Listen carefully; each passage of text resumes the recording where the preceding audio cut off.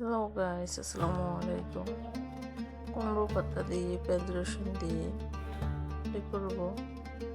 Finally কড়াই বসিয়ে কড়াইতে পরিমাণ মতো তেল দিয়ে দিচ্ছি। তেল দিয়ে পেঁয়াজ রসুন কুচি দিয়ে দিচ্ছি। সিজন শেষে কুমড়ো পাতা দিয়ে চাপা তুলে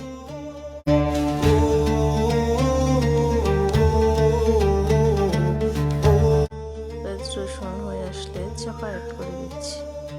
চাপা দিয়ে ভালো করে নাড়াচাড়া করে নিচ্ছি।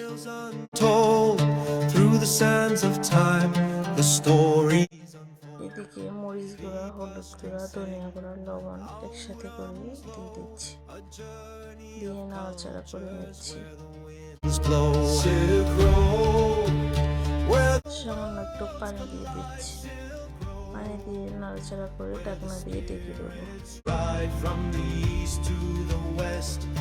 তার কিছুক্ষণ পর ঢাকনা উঠিয়ে আবারও নাড়াচাড়া করে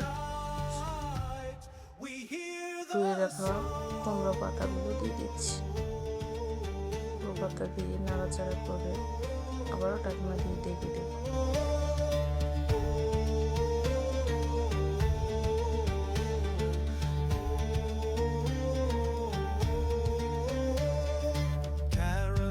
তার কিছুক্ষণ পর ঢাকনা উঠিয়ে আবারও নাড়াচাড়া করে নিচ্ছি।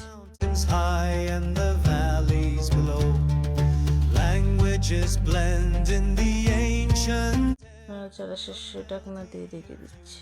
তার কিছুক্ষণ পর ঢাকনা উঠিয়ে আবারও নাড়াচাড়া করে নিচ্ছি।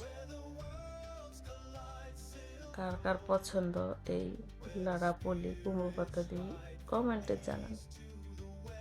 গাইস, আমার ভিডিও যদি ভালো লাগে অবশ্যই লাইক কমেন্ট শেয়ার করতে বলবেন। আপনাদের লাইক কমেন্টে নতুন নতুন ভিডিও বানাতে উৎসাহ হবে। ইনশাআল্লাহ সামনে আপনাদের নতুন নতুন সুন্দর ভিডিও যেন উপহার দিতে পারি। দোয়া করবেন।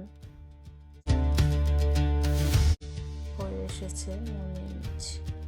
আল্লাহ হাফেজ।